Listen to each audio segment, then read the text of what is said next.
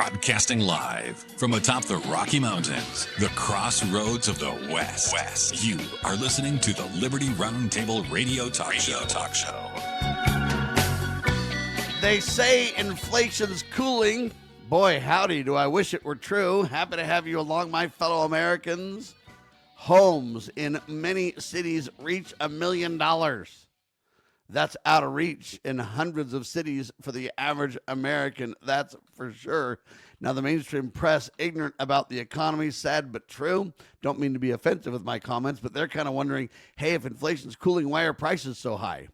Well, let me explain something to you people that you don't understand. The reason prices are so high is because we've had 2% inflation forever. Well, just so you know, 2% inflation over a number of years becomes 100% inflation.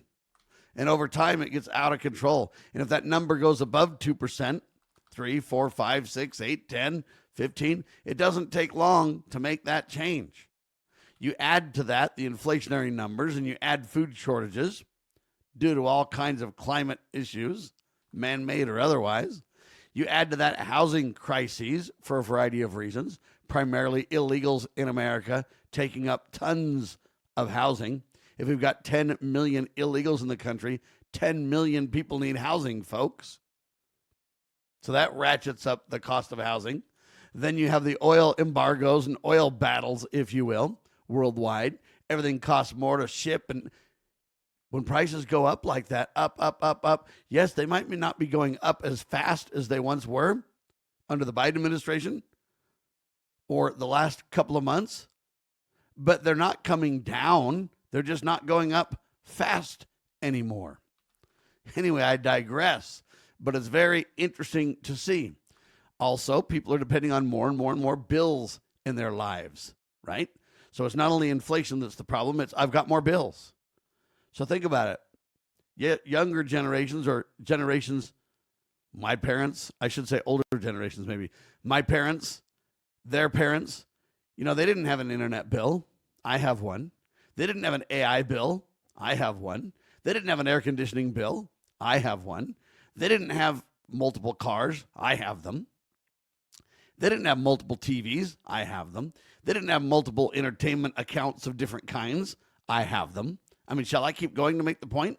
So part of the problem is inflation. I get it and don't disagree. But the other part of the problem, ladies and gentlemen, sadly so, is that we have a lot more obligations than we once had. Right? I mean, even if you have kids, you got to spend money on car seats. When I was a kid, we didn't have car seats. We just bounced around in the car. Now you're like, well, it's safer, Sam. You guys were idiots. You're right. We were very, carefree and careless.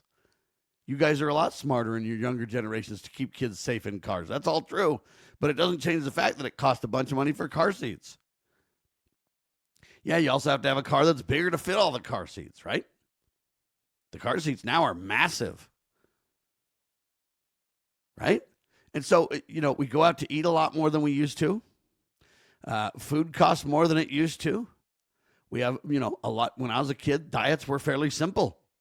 Now diets are complex. I mean, you got to learn how to make all kinds of different cultural foods, right? Everybody knows how to make pad thai or Chinese this or Italian that or Asian this or whatever, right? You got to have a pizza oven. You got to have and everybody doesn't have all these things. But our lives are so much different than they used to be, right? Anyway, the list goes on and on and on, and it's only going to get worse because now do you have an AI bill? How many people pay for a Chat GPT or a Claude or a Grok or a Gemini or whatever these different, reasoning layers for AI are? How many people now have an AI bill? Did you know you had an AI bill? How about an alarm for your home? When I was a kid, we used to leave the keys in the cars, and we used to leave the doors unlocked. Nobody locked doors. What would you do that for? That's a pain to get in, for crying out loud. I mean, it's hard if you go out to the car and can't find the keys. So we left the keys in the car, and the doors unlocked, and it was a different time. Now you got to lock your doors. You got to, have an alarm on your house. Who's got an alarm bill monthly? Well, I do. When you get death threats, you probably should have an alarm, right? Anyway, there you go. And so inflation is out of control, but these goofballs are wondering, man, why are prices so high? Because you've had inflation since 1913, over 100 years. What's 2% inflation over 100 years, people? Just wondering. But costs are a little bit more, aren't they? But then you add to that wars. You add to that out-of-control government spending us into oblivion, raising taxes. It used to be that one person could work, the other one could mind the home issues, and it worked really well. Now both have to work. You say, are you better off? Oh, of course we're better off, but we also take more trips. The obligations are much higher than they used to be. I mean, if you don't take your kid on trips these days, it's paramount to child abuse, right? Not that it's really true, of course. I'm just saying we have this attitude. What about Christmas? Do you get electronics for Christmas? What do you get for Christmas? You know, it used to be that they'd save their money. Nickels and dimes in the little, jar they used as a piggy bank. You'd squirrel it away, put it under your mattress, and then you'd have a little bit of money to buy your brother and sister a piece of licorice or a little bit of hard candy or something. Maybe you'd get a comic book or something. Maybe if you're real crazy, you'd get some shoes or a shirt. And okay, man, if it was crazy, you might actually get a gun. Go rabbit hunting or something, and you get 1, 2, 3, 4, 5 presents or something. And man, that was your Christmas. Now what do? I mean, my heavens, if you don't have so many presents under the expensive Christmas tree. Oh, you used to go cut the Christmas tree down for free. Now you got to roll to a Christmas tree lot or go to the whatever store and buy a Christmas tree for $50, $100 a year. Oh no, Sam, we buy the fake kind. Okay, so you spend $200, $300 on a fake Christmas tree. Still $60 a year for 5 years. See? And I'm just picking random examples, but making the point, it's expensive in our society now. And it's only getting worse. Every single piece of software, every single system is moving to a, SaaS is what they call it. Software as a service, or whatever the case may be as a service. Everything has a bill to it now. Your TV subscriptions, your entertainment, back in the day when you rode your horse, you didn't have horse insurance, did you? Hey, my horse is fast. I got to have better insurance on my horse. This is old Betsy. She's a slow horse. The insurance ain't so expensive on her. It ain't like that. See, we got car insurance on multiple vehicles. We've got, you didn't have a gas bill. Your horse, you had to feed your horse. But usually you could get food somewhere on the trail for your horse, right? Nowadays, you got to pay for gas. Oh, no, Sam, we have an electric car. It's cheap now. Oh, you think so, huh? You think so, do you? Well, solar now tops coal, they say, for the 1 month. That's the month of May, I guess, is their first month where it got warm in U.S. power generation. So now they're all touting that solar beat coal. And that sounds cool, but it's the first time in 1 month it's ever happened. Now, that does mean solar's gaining. I get it. But listen to this. Solar generated slightly more U.S. electricity than coal in May 2026. But that marks the first monthly crossover ever on record. It's notable, but it doesn't really reflect America's real energy usage at all. For all of 2025, natural gas remained the nation's largest source of electricity at 41%, followed by nuclear at 18%, coal 17%, wind 11%, solar is only about 9%, including rooftop systems, and hydropower is back at 6%. So think about that. 41% gas, 18% nuclear. That's basically 60% between those two alone. Then it falls off from there. Coal, a significant portion. When you think about gas, 41%? Nuclear, 18, that's 61, 58. Coal, 17, so 58, 68. Over 70% of our electricity is gas, nuclear, and coal. If you add wind, now it's over 80%. So solar, 9%, but that's everybody's rooftop and everything. In short, solar surpassed coal for one favorable month. But even if you take the last year alone, coal nearly twice as much. Natural gas over 4 times as much. The rapid expansion of AI data centers, cloud computing, electric vehicles, advanced manufacturing, and the broader need for electricity. Data centers alone, they say, could consume 7 to 12% of our energy usage by what, 2030? No, by 2028? Okay, I'm just telling you right now, you think costs are bad now? They're going to go up for everyone. Inflation and a gazillion other factors. We'll talk about it. I'm Sam Bushman. This is the one and only Liberty Roundtable Live.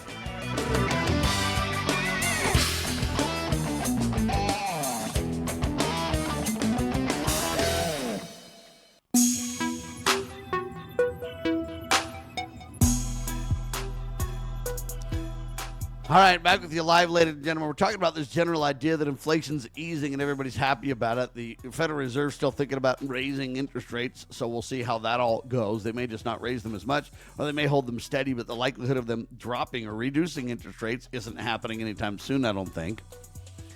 The problem with it all is life is expensive, and inflation is only part of the statement.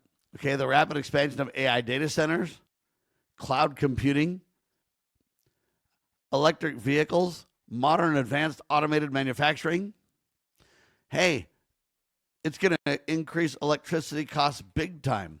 And we, sadly, in America, are not ramping up fast enough. Now, let me give you the cost of some of these options for increased electricity, which we absolutely need, unless you're going to not drive an electric vehicle, unless you're going to not have air conditioning, right?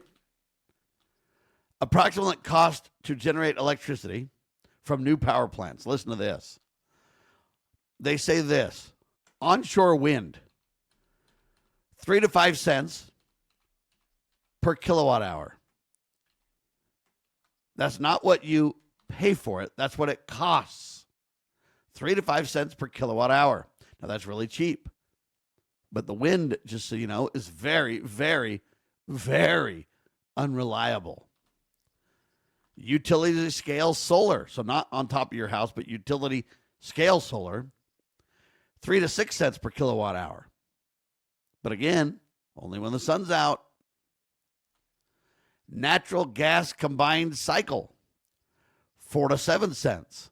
So it's more, but it's a ton more stable. Hydroelectric, 5 to 9 cents per kilowatt hour. Geothermal, 6 to 9 cents. Coal, 7 to 12 cents. Nuclear, 12 to 20 cents. These figures represent the cost of building some of the new generating facilities. Existing power plants are different because their costs are cheaper. All you got is the maintenance, the compliance, the et cetera. And to run a current power plant is a lot less expensive no matter what you do than building a new one. So it's interesting to me that we're taking all the current power plants because they're coal, because they're the enemy, and we're shutting them down. Then they want to build these new big modern power data centers. Generation cost, by the way, is only part of the equation. Reliable electrical grid must supply power every second of every day. So natural gas, nuclear, hydro, they can generate electricity whenever it's needed, but wind and solar simply cannot get that done consistently, reliably, right? As their share of the grid goes, you got to, as it grows, you got to have backup, right? So think about that. Transmission, grid management, those costs are real, but how do you engineer them into the cost per kilowatt hour? It's very tough. But those are real costs. And so I believe that the wind and the solar are arbitrarily low cost. In fact, I believe they're higher than the other costs when you add everything into the mix. Overall comparison, folks, think about this. Natural gas delivers the overall best balance of affordability, reliability, and scalability, making it currently the best option. the backbone of today's U.S. electrical grid. Nuclear offers the highest reliability and dependable around-the-clock power generation. The current plants are relatively inexpensive to continue operating, but the new plants remain costly. Why? Because of high construction costs and long development timelines and regulatory burdens.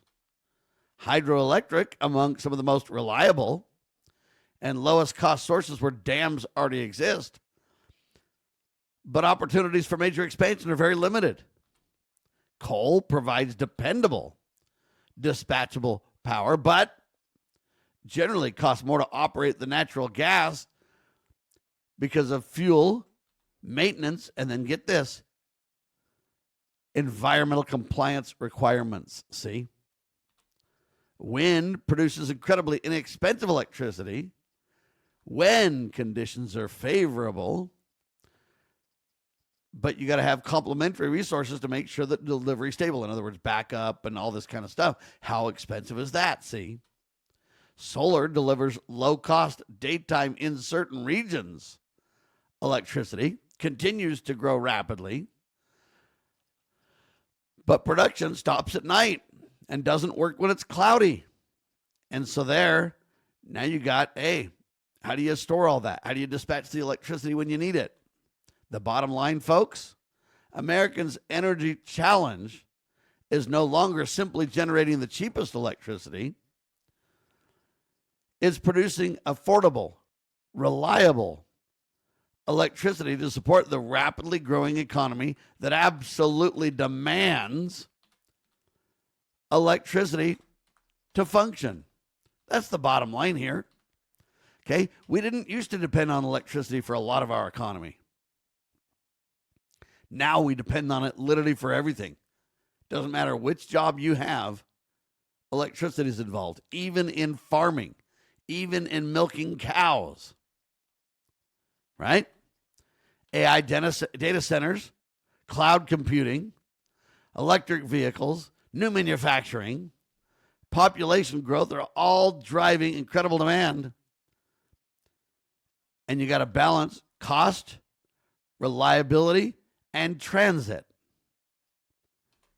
Then you got to deal with capacity, right? How do you deal with all that? Viewing through that lens, ladies and gentlemen, right now, natural gas provides the strongest overall value because it combines competitive costs with dependable 24-hour operation and the ability to quickly respond. Yeah. Hydro and nuclear are the best that we've already got. I think coal's great too, but they're shutting down a lot of those coal plants. And at first you say, well, that's good, Sam. They're environmental disasters. And my response is, that's good if you can find a better replacement. Wind and solar ain't it, people. Not it. The nation's electric future will almost certainly depend on a diverse mix of energy sources. Success will not be measured by which technology produces the cheapest electricity, but which combination delivers the most affordable, reliable, and abundant electricity. Because everything needs electricity. So now you got to deal with the home, the current needs that we have, plus they're adding cars, plus they're adding AI, data centers. And we all have a need for AI. The whole economy is going to hinge on AI, hinge on the Internet of Things. Right? So this is a very serious discussion. And you say, Sam, how did you go from inflation in the economy to this big power grid discussion? Easy. Power is going to be more important than oil. So what we did is we removed our dependence on constitutional currency, gold and silver. Sadly, we did that. It was wrong. It's against the supreme law of our land, and it should have never been done well over 100 years ago. But since we did it, we had inflation out of control to where now when you buy things, it's 30, 40 times more expensive, 50 times more expensive to buy things now than it was back in the day when we were tied to gold and silver and inflation wasn't a component. Keynesian economics is the disaster. We tie it to debt-based economy, not asset-based. And then we tie it to inflation that never goes away. And we add on insult to injury by adding interest that never goes away. Well, Sam, when I pay it off, it goes away. Yeah, that's true. Maybe in your personal life, if you can work hard and if you can be disciplined. But in your government life, which we all have to pay taxes, they're not disciplined. They'll never pay off the debt. It's literally $40 trillion. It's not going away anytime soon, and there's no way to pay it off, and there never will be. So how bad will it get when we renege is the only question left, right? Anyway, I digress, except to say, so we then moved from constitutional currency, gold and silver, and we moved to oil, and we created what's called the petrodollar. Well, now that's being challenged over the Strait of Hormuz, and oil being challenged because, hey, it's an environmental disaster for Americans to deal with it, so the regulatory burden is so out of control. We're getting rid of coal-fired power plants. We're getting rid of our need for oil, so are other nations. China's moving away from oil incredibly fast. So tying it to oil ain't the plan. You've got the digital currency competing. You've got the BRICS currency competing. The dollar's demise is imminent, folks. It's only a matter of when. So how do we parlay away from the petrodollar? What they're going to do is they're going to somehow move it and tie it to the digital dollar tied to electricity. Can you call it token nation? That's what I think we're going to end up with. It's called token nation, where you're not going to do things in dollars anymore. It'll be all tokens. You know, it's almost like the Willy Wonka. Didn't you get like those little tokens or the Willy Wonka, you know? You got a ticket to ride, baby. And then we're going to tie those tokens to behaviors. If Sam Bushman has 8 children and he cranks up his AC all day, man, this guy's a bad guy. Not only that, he won't buy an electric vehicle. He wants to run around one of those gas vehicles that just harm everybody, see? He's a bad guy. So anyway, it's kind of interesting how they tout solar tops coal for 1 month in the U.S., and they want you to believe that it's surpassed coal. Well, they make it sound like that because it sounds good, but it's an absolute blatant lie behind the scenes, and it's not sustainable. What do we got to do to fix it, huh? We got to check the next episode out to find that out, huh? All right, I'm Sam Bushman bringing problems to you, but never a problem without a solution. I'll give you the 30-second hint, and then I'll drill in next episode. How's that? The answer is constitutional currency. The answer is real economics based on assets, not based on debt. Study it. I'll talk about it. God save our constitutional republic. It's worth it when you try.